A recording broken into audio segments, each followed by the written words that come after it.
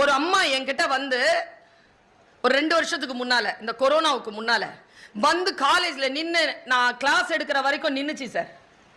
வெளியில வந்த உடனே என்னை இப்படி பார்த்துச்சு, மேலும் கீழும் அப்படின்ட்டு போயிருச்சு. நான் திரும்பி ஓடுனேங்க பயத்துல.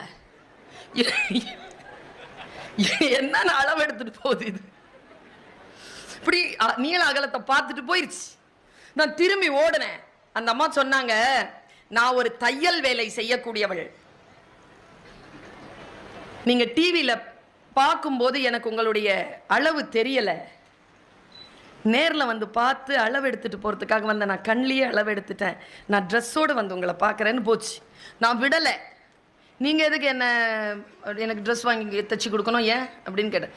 இல்லை பாப்பா, நீ ஏதோ ஒன்று சொன்ன, 70 வயசு இருக்கும் அதுக்கு, அதனால என்ன அது அப்படி சொல்லலாம்.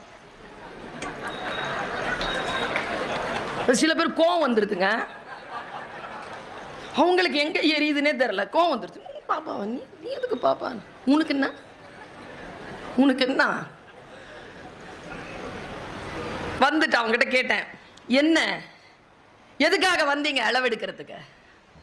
2 வருஷத்துக்கு முன்னால நீ பேசினது கேட்டேன். சரி, 3 பொம்பளை பிள்ளைங்க. சரி, புருஷன் இல்லை. சரி, வீடை 3 பேருக்கும் எழுதி கொடுத்துட்டு ஏதாவது பிள்ளை பார்த்துக்கோன்னு பார்த்தா 3 எப்போ சாம வீடு விற்கலான்ட்டே இருந்துச்சுங்க.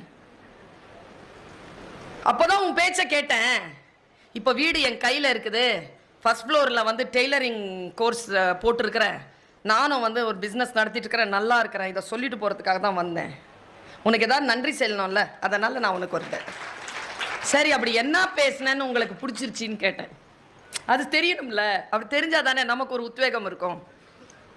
அது வாட்ஸ்அப் ஸ்டேட்டஸ்லாம் நிறைய வச்சுருக்கிறீங்க நீங்கள். நான் அப்படி சொல்கிறத அதை கேட்டு ஒரு அம்மாவுடைய வாழ்க்கை மாறி இருக்குது. என்ன தெரியுமா, எல்லாரும் ஒரு நாள் சாவோம். சாவை தவிர்க்க முடியாது, எப்போ சாவோன்னு தெரியாது. அதான் த்ரில்லு.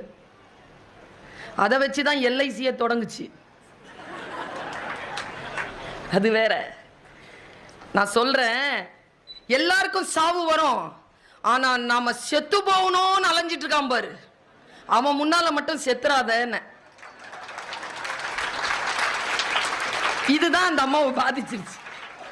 அது நேரா போய் சீனியர் சிட்டிசனா அது இருக்கிறதுனால கோர்ட்ல போட்டு ஏற்கனவே எழுதின உயிரை ரத்து பண்ணி கரெக்டா அந்த சொத்தை திரும்பி வாங்கிக்கிருச்சு. சொல் மாற்றும். ஆனால் அதை இந்த பக்கம் வாங்கி இந்த பக்கம் போகாம கரெக்டா உள் வாங்கி வச்சுக்கிட்டீங்கன்னா மாறும்.